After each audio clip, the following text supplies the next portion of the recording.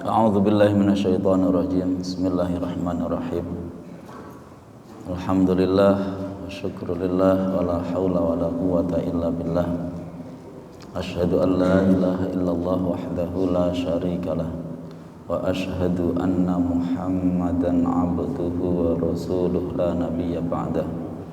Allahumma salli wa sallim wa barik ala Rasulillah Muhammadin sallallahu alaihi wasallam wa ala alihi wa ashabihi wa man walah. Amma ba'du. Ingkang kawula hormati para imam, para ustadz, para alim, yang saya hormati kepada seluruh jajaran takmir Masjid Ar-Rahman Kauman Bongbong, yang saya hormati pula Bapak Ibu sekalian yang malam ini alhamdulillah bersama-sama kita sholat jamaah maghrib dan kita lanjutkan dengan doa. Semoga apa yang kita lakukan menjadi sebab Allah ridho kepada kita, menetapkan iman Islam kita hingga akhir hayat kita dalam keadaan husnul khotimah. Amin ya rabbal alamin. Bapak Ibu sekalian yang saya hormati, malam hari ini saya akan melanjutkan yang beberapa hari yang lalu ada kajian di Masjid An-Nur Rabu sore. Kalau yang mengikuti maka ini kelanjutannya, yang tidak mengikuti ya ini ya kelanjutannya. Tapi ini saya buat episode yang bisa dinikmati sendiri juga bisa dinikmati berkelanjutan dari kajian sebelumnya. Semoga apa yang kita bahas pada malam hari ini bersamaan dengan hidayah dari Allah Subhanahu wa ta'ala menjadi ilmu yang manfaat untuk kita semua, dapat kita amalkan dan menambah keimanan kita, ketakwaan kita kepada Allah Subhanahu wa ta'ala. Amin ya rabbal alamin. Kita awali dengan doa. Bismillahirrahmanirrahim. Subhanakallahumma rabbana la ilma lana illa ma 'allamtana innaka antal alimul hakim wa tub 'alaina innaka antat tawwabur rahim wa taqabbal minna innaka antas samiul alim wa 'allimna min ladunka ilman nafi'a ya dzal jalali wal ikram. Allahumma iftah lana hikmataka wanshur 'alaina rahmataka ya dzal jalali wal ikram. Bismillahirrahmanirrahim. Kita akan berbicara tentang hakikat doa. Kita awali dengan dua ayat yang berbicara tentang perintah doa dan janji pengabulan dari doa. A'udzubillahi minasyaitonirrajim. Bismillahirrahmanirrahim. Wa idza sa'alaka 'ibadi 'anni fa inni qarib ujibu da'watad da'i idza da'an falyastajibu li wal yu'minu bi la'allahum yarshudun. Suatu saat para sahabat datang kepada Rasulullah menanyakan, "Ya Rasulullah, Allah itu, Tuhan kita itu jauh apa dekat? Kalau dekat saya berarti doanya tak bisik-bisik aja. Kalau jauh ya saya doanya tak teriak-teriak wong jauh gitu kan." Makanya dulu Gus Dur itu bikin lelucon katanya. Katanya orang Islam itu merasa Tuhannya jauh. Kan kenapa Gus? Ya itu kalau adzan kok teriak-teriak katanya. Gus Dur, itu bukan untuk neriaki Tuhan, itu untuk neriaki orang-orang yang enggak mau sholat. Bapak sekalian yang saya hormati, itu zaman sahabat sudah ditanyakan, "Ya Rasulullah, ini Allah itu dekat apa jauh? Kalau dekat ya kami tak bisik-bisik saja, kalau jauh kami tak teriak-teriak." Rasulullah bingung jawab. Gimana jawabnya? Jadi Rasulullah itu benar-benar Rasul, benar-benar utusan. Ciri dari itu utusan itu dia nggak berani ngomong sendiri. Ciri dari utusan yang sejati itu nggak berani berpendapat. Jadi kalau ada orang tanya, sebentar saya tanyakan dulu. Nah, itu ciri dari utusan sejati. Maka Rasulullah nggak berani jawab. Selang beberapa lama turunlah ayat ini, wa idza sa'alaka ibadi anni fa inni qarib. Jika hambaku bertanya kepadamu Muhammad tentang aku, maka jawablah aku itu dekat. Para ulama kemudian membuat agar kita memahami ini, dekatnya Allah kepada kita itu bisa kita rasakan melalui rahmatnya, ya, melalui apa? Rahmatnya. Ambil contoh sederhana, manusia itu manusia itu dikatakan hidup, cirinya apa? Bernafas, ya, bernafas. Kita bernafas itu butuh oksigen, mengeluarkan karbon dioksida. Lah dengan rahmatnya Allah itu menciptakan satu makhluk yang dinamakan tumbuhan tanaman, yang dia menyedot karbon dioksida kita dan mengeluarkan oksigen. Nah itu namanya rahmat Allah. Sehingga dimanapun kita berada di dunia ini, kita bisa merasakan adanya oksigen. Kita itu butuh nafas, tapi kita nggak perlu untuk mencari namanya oksigen, disediakan, namanya rahmat dari Allah. Dari situ kita bisa rasakan betapa Allah itu dekat sekali dengan kita, memberikan semua kebutuhan kita. Ujibu da'wata da'i idza da'an, aku kabulkan doanya orang yang berdoa ketika dia berdoa kepadaku. Nah ini para ulama sebagian besar ahli tafsir menafsirkan ayat ini tidak sebagaimana terjemahnya. Jadi kalau terjemahnya kita artikan aku kabulkan permohonan orang yang berdoa ketika dia berdoa. Tapi para ulama kebanyakan menafsirkan aku beri pahala mereka yang beribadah kepadaku. Jadi artinya doa itu diartikan apa? Beribadah. Pengabulan diartikan dengan pahala. Tapi secara harfiah tetap ada ulama yang mengartikan yang enggak, ini artinya tetap doa. Nanti kita akan sambungkan dua makna dari yang dimaksud oleh para ulama. Maka terus kemudian Allah menyebut fal yastajibuli wal yu'minu bi la'allahum yarsyudun. Maka hendaknya mereka hambaku itu memenuhi perintahku dan beriman kepadaku agar mereka mendapatkan kebenaran, mendapatkan petunjuk. Dalam ayat yang lain sebelum kita kupas hampir sama bunyinya. Dalam surat Ghafir ayat 60, wa qala rabbukum ud'uni astajib lakum, dan Tuhan kalian telah berfirman ud'uni astajib lakum, berdoalah kepadaku, aku akan mengabulkan untuk kalian. Terus kemudian tapi lanjutannya innalladzina yastakbiruna an ibadati, sesungguhnya orang-orang yang menyombongkan diri tidak mau beribadah kepadaku. Nah, inilah yang dipakai dalil oleh para ulama bahwa yang dimaksud berdoa itu adalah ibadah. Buktinya lanjutan ayatnya itu sungguh orang yang menyombongkan diri tidak mau beribadah kepadaku akan masuk dia ke dalam neraka dan dia dalam keadaan hina. Bapak Ibu sekalian yang saya hormati, kita fokus kepada makna doa yang versi kebanyakan kita pahami, yaitu doa dalam makna permohonan. Maka dalam ayat ini berarti ada satu jaminan kalau kita berdoa itu Allah akan mengabulkan. Nah, kita akan tafsirkan ini menggunakan hadis. Ada hadis Rasulullah di mana Rasulullah menyatakan, diriwayatkan dari Abu Hurairah, beliau bersabda, yustajabu li ahadikum malam ya'jal. Lah di sini ada syarat.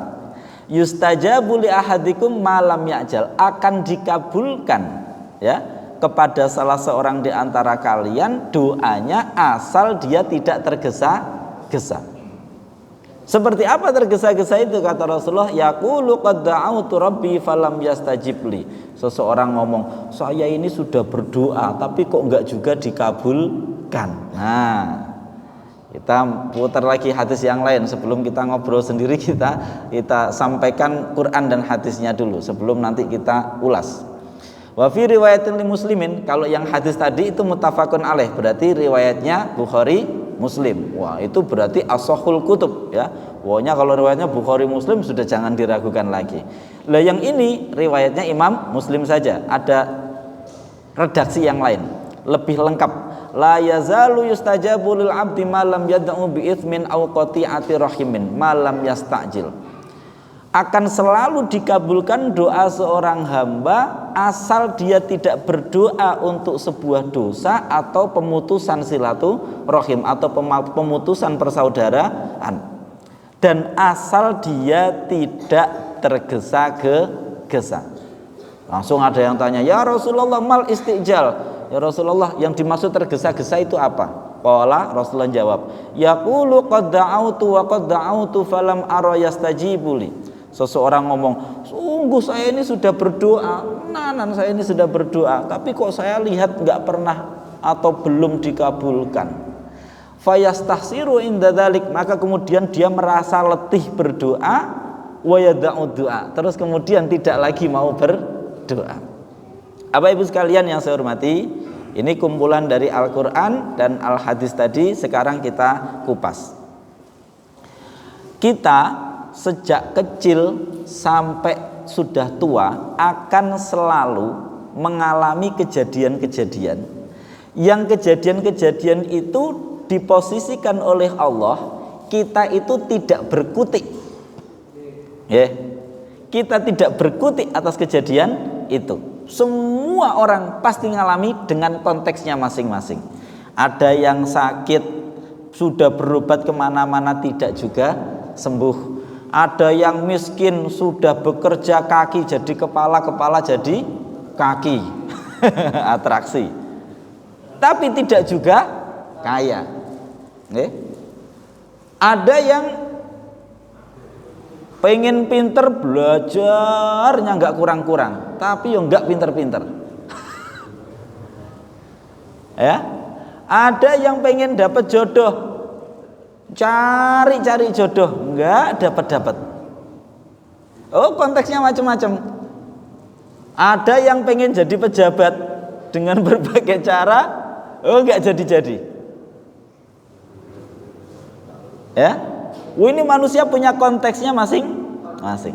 Coba jenengan lihat, kurang apa dunia ini dibuat contoh oleh Allah. Banyak mboten orang yang bukan siapa-siapa anaknya hebat, banyak betul,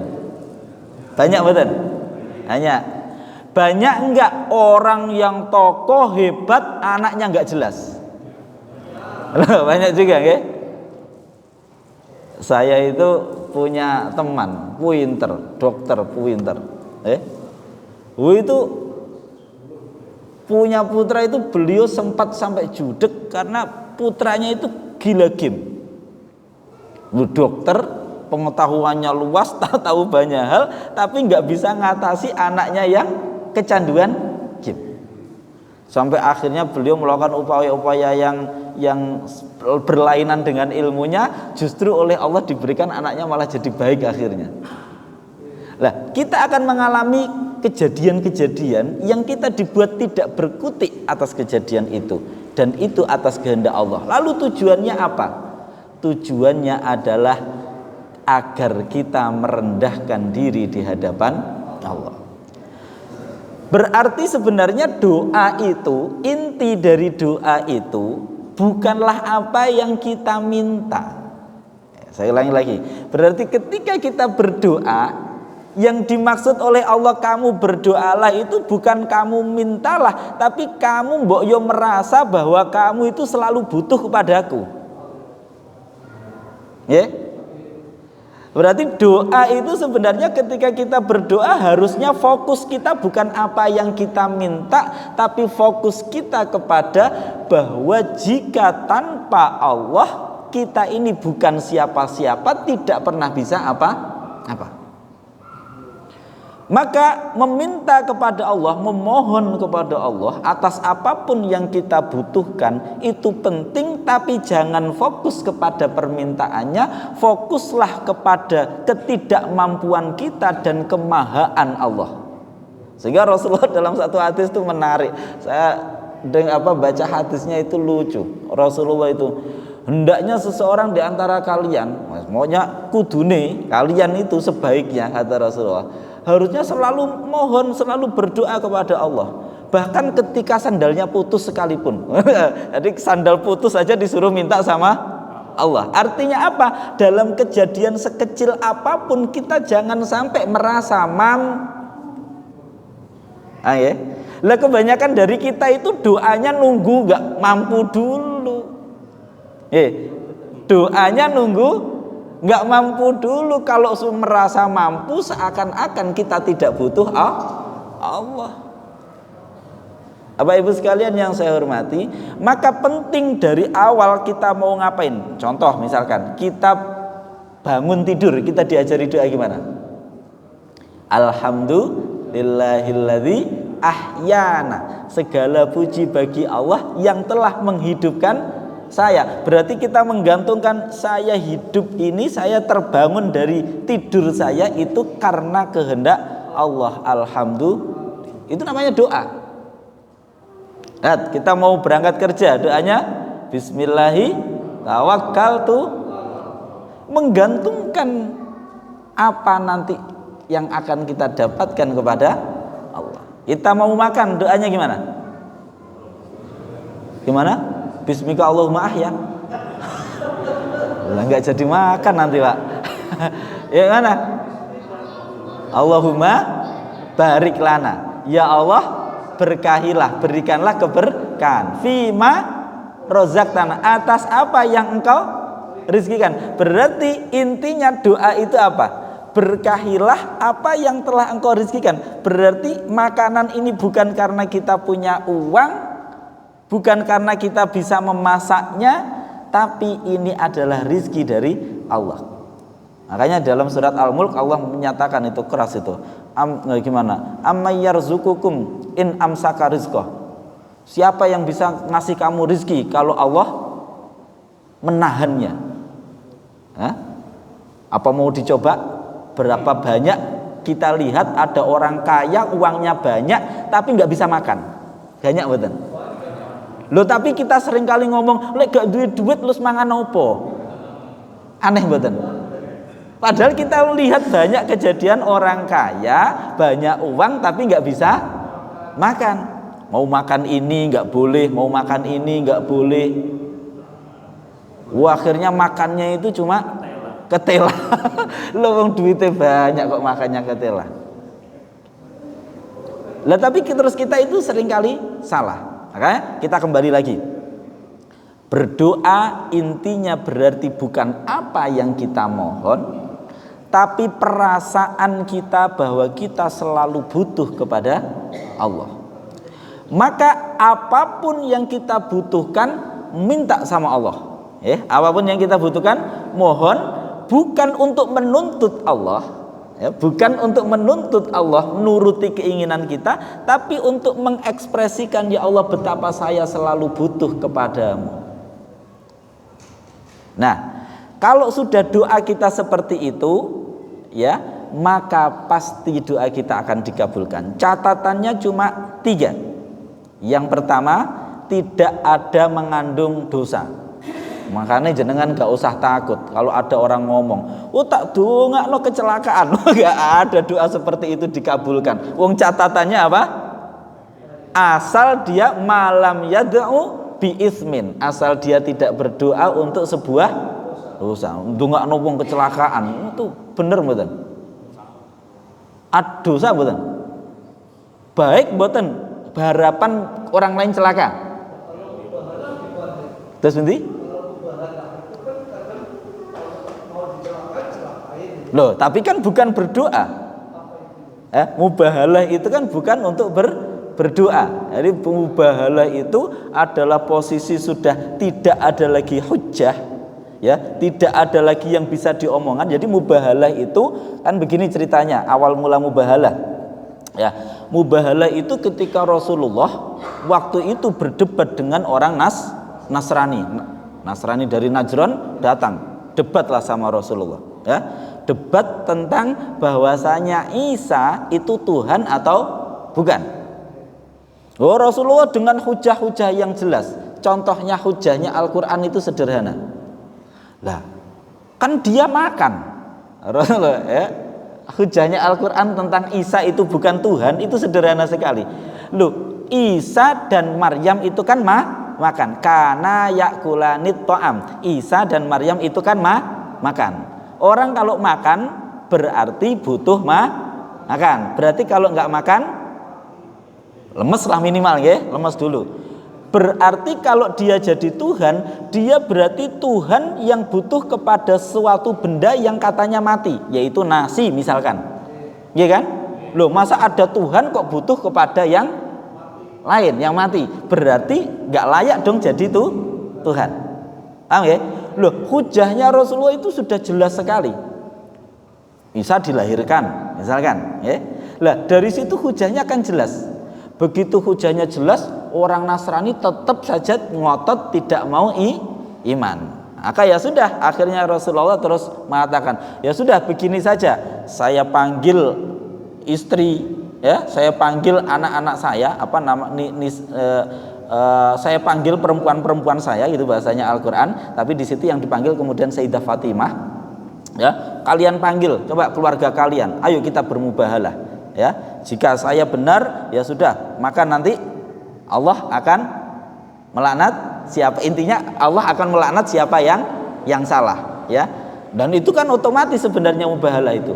Allah akan melaknat siapa yang salah. Tapi dalam kasus seringkali kita mengatakan tak doakan kamu ini, itu tentang apa? Tentang hal yang terkadang nggak jelas salah benernya.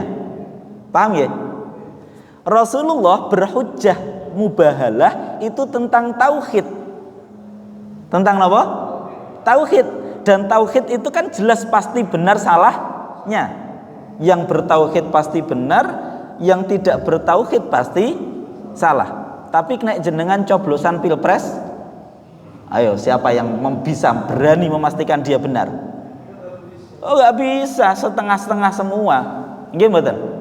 Nah, makanya untuk yang sifatnya tidak itu, maka tidak ada mubahalah. Mubahalah yang dicontohkan Rasulullah itu untuk hal yang pasti kebenarannya.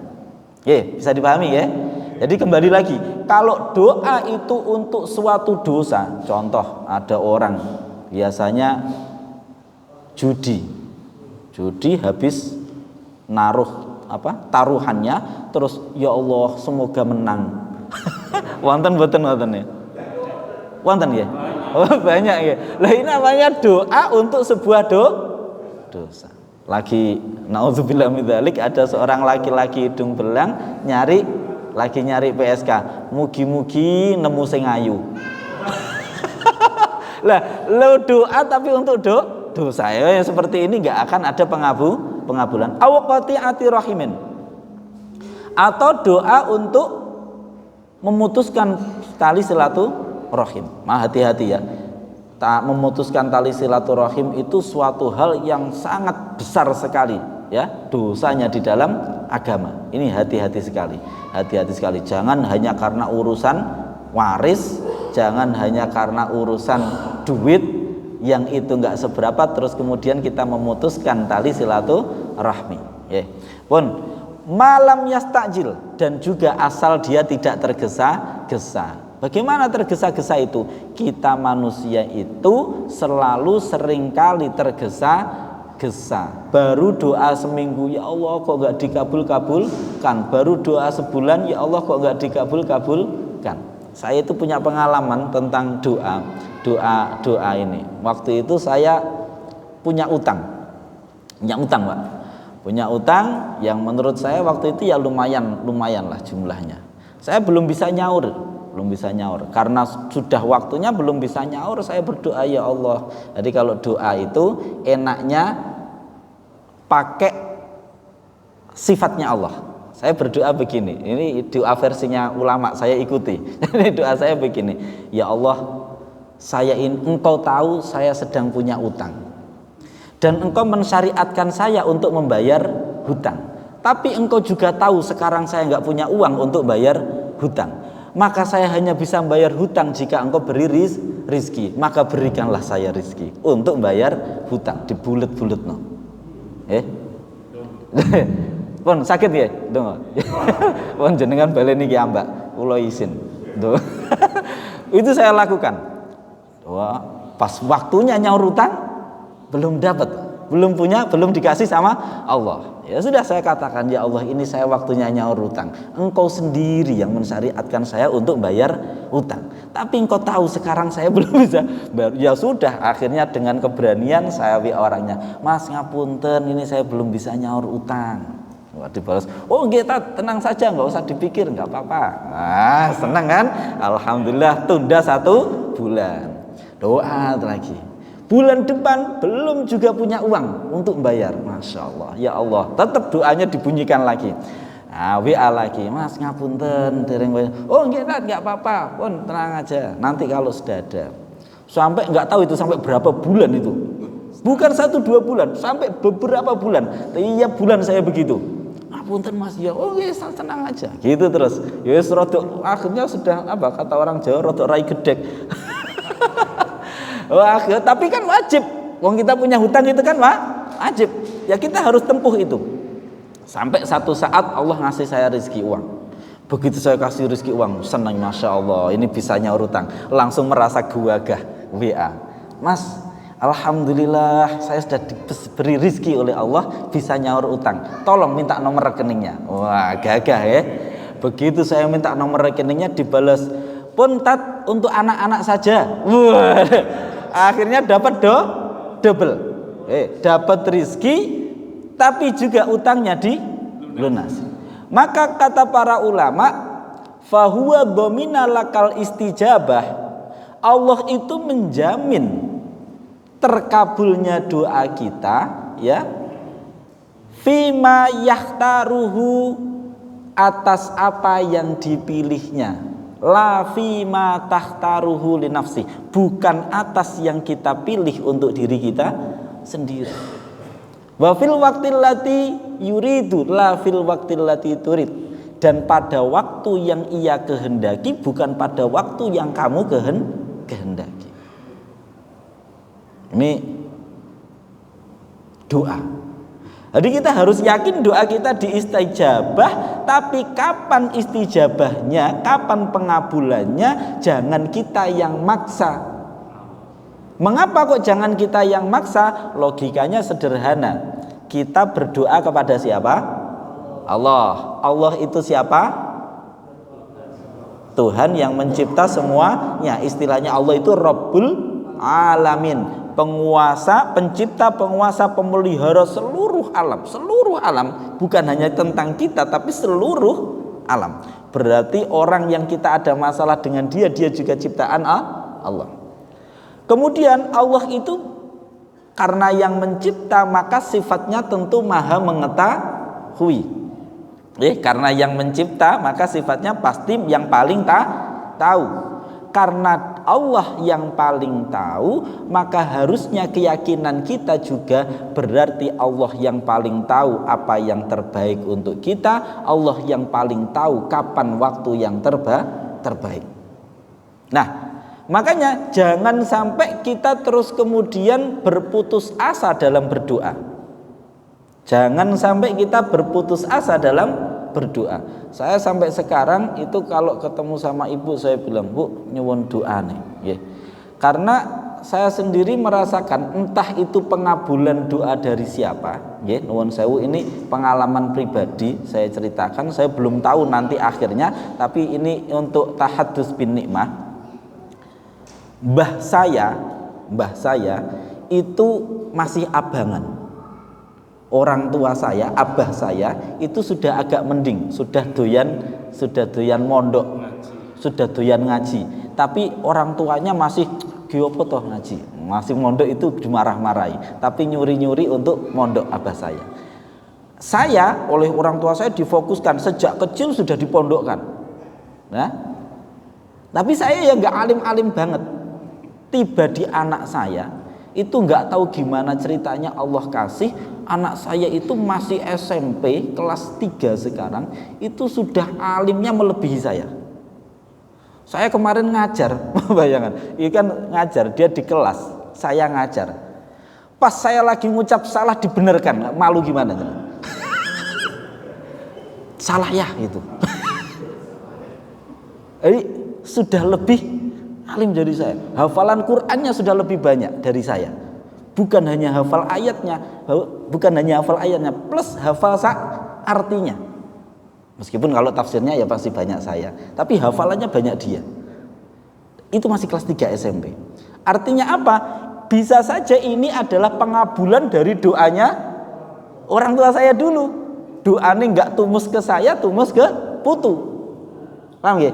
Lah, maka kita semua kita tahu Nabiullah Ibrahim alaihissalam berdoa, ya. Ya Allah, ya, berikanlah nanti untuk Makkah ini, ya.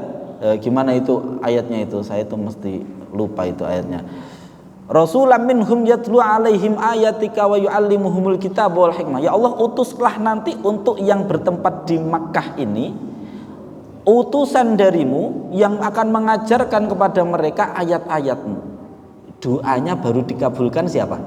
Rasulullah Sallallahu Alaihi Wasallam. Kalau jenengan cek antara Nabi Ibrahim sampai Rasulullah itu berapa tahun? Ngelewati di situ ada Ibrahim nanti punya putra Ishak, Ismail, Yakub, Yusuf, Ayub, Musa, Harun. Melewati berapa generasi itu? Doanya baru dikabulkan itu dengan diutusnya Rasulullah Sallallahu Alaihi Wasallam. Lah kita itu kadang tergesa-gesa. Saya di An-Nur sedang ngaji itu surat Yusuf. Nabi Yusuf bukan doa lagi, jelas-jelas mimpi pada waktu kecil bahwasanya ada 11 bintang, rembulan dan matahari sujud kepadanya. Takwilnya ini nanti saudara-saudaranya, ayah dan ibunya akan hormat kepada Nabi Yusuf. Mimpi bukan doa lagi, mimpi yang merupakan wahyu pasti terjadi. Mimpinya di waktu kecil terlaksana setelah beliau dimasukkan sumur, dijual jadi budak, ya, difitnah oleh Zulaikha, masuk penjara sampai katanya 8 tahun, ada yang menyatakan 12 tahun. Baru kemudian jadi menteri, keluarganya datang hormat kepada beliau. Lah terkadang doa itu ada prosesnya. Lah kita manusia seringkali tergesa-gesa. Wah, wis donga ora dijaba-jaba. Wes lah gak donga-donga. Ini namanya kata Rasulullah, malam yastakjil. Asal kita tidak putus asa, tidak tergesa-gesa, terus berharap kepada rahmat Allah, maka kita akan dikabulkan. Berikutnya, bahwa doa itu, ya, doa setelah doa diistijabah. Biasanya berarti orang doa biar apa? Biar dikabulkan. Ya, nek jenengan nek ndonga harapannya dikabulkan mboten? Sekarang saya tanya, berarti jenengan doa agar dikabulkan? Nggih. Mboten ya, mboten. Nah. Ya, kebanyakan dari kita itu berdoa agar masalahnya kalau itu yang kita lakukan, nanti begitu doa kita dikabulkan, kita berhenti berdoa. Berapa banyak orang yang berdoa agar diterima jadi PNS, begitu jadi PNS lupa tidak lagi padahal yang menjaga kita untuk tetap tunduk kepada Allah ya doa ini tadi. Doa itu kan perasaan bahwa kita itu tidak mampu, perasaan bahwa kita itu tidak mampu untuk melakukan apa-apa. Kemudian kita selalu bermohon kepada Allah, kan itu doa. Makanya kita diajarkan di dalam surat Al-Fatihah itu ihdinas siratal mustaqim. Berarti kan kita nggak pede kalau kita ini bisa selalu dapat hidayah, dan kita tautkan hidayah itu kepada Allah. Berarti pas kita baik, kita langsung mengatakan alhamdulillahilladzi hadana lihada. Segala puji bagi Allah yang telah memberi saya petunjuk ini. Nah terus kemudian kita masih nggak pede lah, nanti saya gimana? Nanti belum pasti, maka doa lagi ihdinas siratal mustaqim. Nanti zuhur nggak pede lagi, doa lagi ihdinas siratal mustaqim. Kita nggak boleh pernah pede. Kita harus selalu PA percaya sama Allah, jangan percaya kepada diri sendiri. Tapi kita dalam keseharian kan terlalu percaya diri sehingga melupakan Allah. Nah, maka makna dari doa intinya itu sebenarnya adalah agar kita tidak percaya pada kemampuan kita. Kita lanjutkan. Nah, Oleh karena itu maka doa terbaik disampaikan oleh Rasulullah apa? Afdhalu dzikri la ilaha illallah wa afdhalu du'a alhamdulillah. Sebaik-baik zikir itu adalah la ilaha illallah, dan sebaik doa, sebaik permohonan itu bukan memohon, bukan meminta, tapi mensyukuri, memuji Allah atas apa yang telah diberikan. Sehingga doa itu intinya tidak selalu permohonan, tapi inti dari doa itu pernyataan dengan sepenuh hati bahwasanya kita itu tidak pernah bisa terlepas dari rahmat Allah dan selalu berharap kepada rahmatnya Allah. Maka diajarkan di antara dua sujud Allahumma gfirli warhamni dan seterusnya, itu adalah ekspresi bahwa kita selalu butuh kepada Allah. Demikian ngaji kita pada malam hari ini. Isaknya 5.4 sudah, berarti tidak perlu ada pertanyaan sehingga saya nggak bingung-bingung untuk jawab. Alhamdulillah, mugi-mugi manfaat apa yang kita bahas, dan semoga kita semua diberikan hidayah oleh Allah untuk senantiasa menjadi orang-orang yang sabar. Wasta'inu bis sabri wassalah, berdoalah dengan penuh kesabaran. Wallahu a'lam bishawab. Mohon maaf jika ada kurang lebihnya. Ihdinas siratal mustaqim wal afu minkum. Assalamualaikum warahmatullahi wabarakatuh.